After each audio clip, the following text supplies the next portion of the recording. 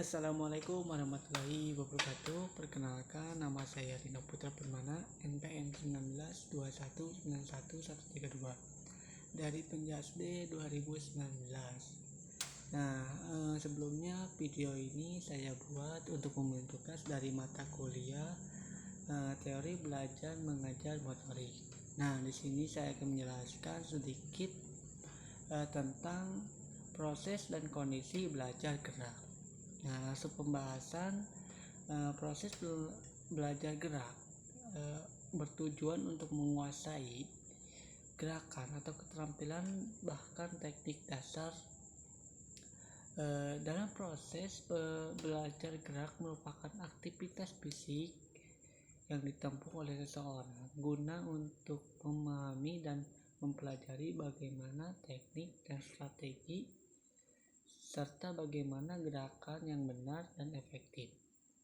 Nah, dalam proses pembelajaran gerak dasar atau gerak berlangsung dalam 3 fase diantaranya ada fase konektif, yaitu fase awal dalam belajar keterampilan. Nah, di sini pembelajaran berusaha untuk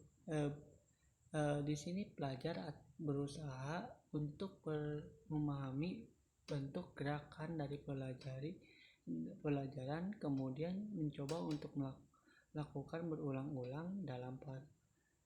Dalam fase ini aktivitas konektif atau aktivitas fisik yang menonjol karena harus berusaha memahami bagaimana bentuk gerakan dan bagaimana harus melakukan. Pada awalnya seringkali pelajar masih mengalami kesulitan, namun dengan cara berulang-ulang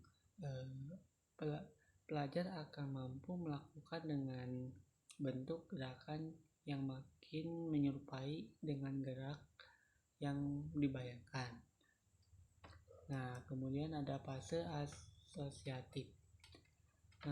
Fase asosiatif ini merupakan fase kedua dalam belajar gerak keterampilan yang membatasi antara fase konektif dan asosiatif adalah dalam hal rangkai gerak yang bisa dilakukan oleh pelajar. Dan fase asosiatif, pelajar sudah sampai dalam tahap merangkai bagaimana bagian-bagian gerak secara menyeluruh.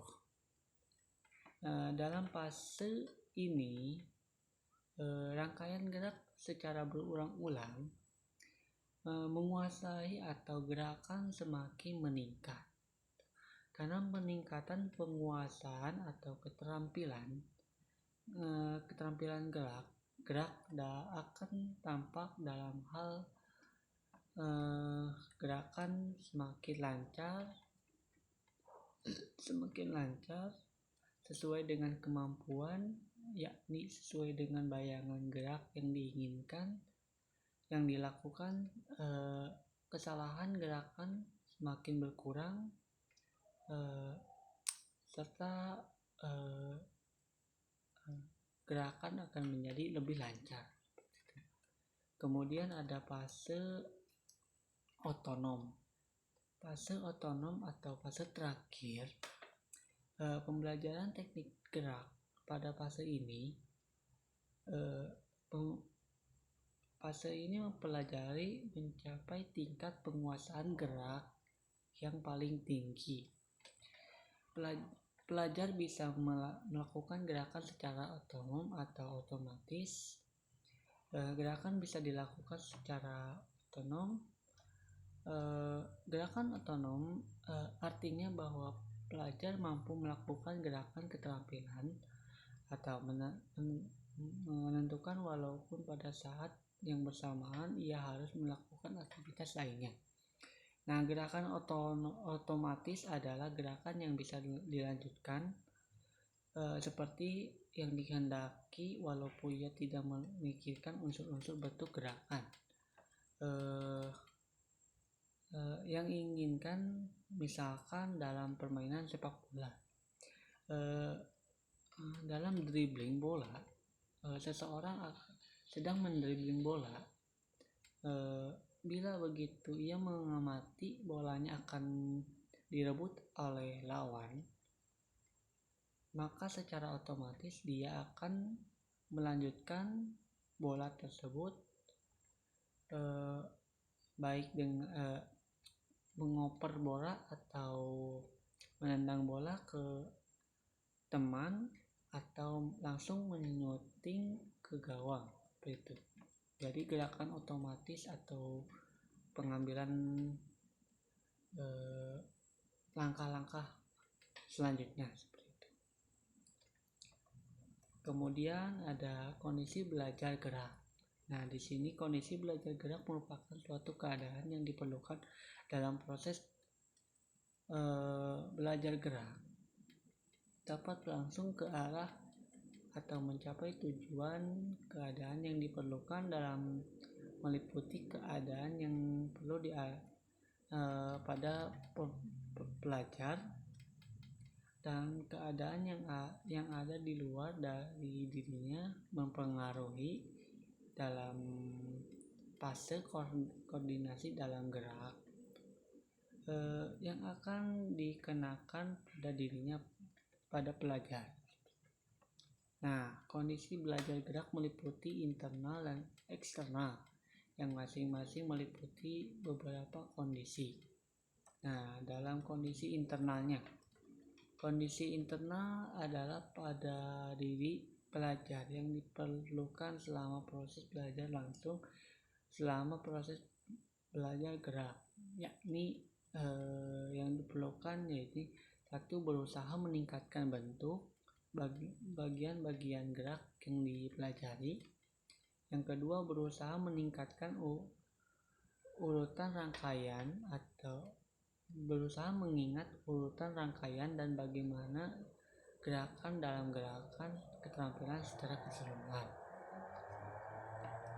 Nah, proses awal dari proses belajar gerak dinamakan di mana pelajar harus berusaha memahami gerak.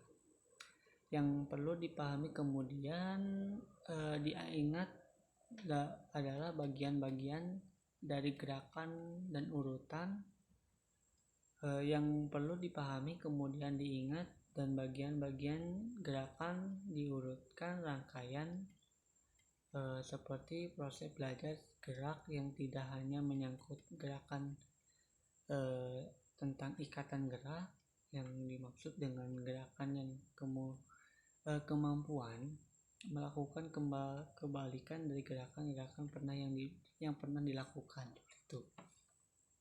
Nah, kemudian yang kedua, kondisi eksternal. Kondisi eksternal adalah belajar gerak keadaan di luar dari pelajar yang dipengaruhi oleh proses pembelajaran. Kondisi internal yang utama pada belajar gerak adalah bentuk stimulus yang diberikan oleh guru atau pelatih. Nah, berikut bentuk-bentuk stimulus yang diberikan oleh guru atau pelatih. Di antaranya ada pemberian penjelasan gerak. Nah, pemberian penjelasan gerak mengenai gerakan atau disebut dengan sajian instruksi verbal perlu diperhatikan oleh guru secara singkat dan jelas, dengan penguatan kata-kata yang sederhana yang mudah dipahami. Nah, kemudian ada pemberian contoh gerak. Pemberian contoh gerak merupakan rangkaian dari pemberian penjelasan gerak. Memberikan contoh gerak akan memberikan gambaran yang lebih nyata dan lebih jelas mengenai bagaimana gerakan yang harus dilakukan. Nah, sekian dari saya, kurang lebihnya mohon maaf bila ada penjelasan atau penyampaian materi yang kurang jelas, mohon maaf. Saya Dino Putra Permana, izin pamit. Wassalamualaikum warahmatullahi wabarakatuh.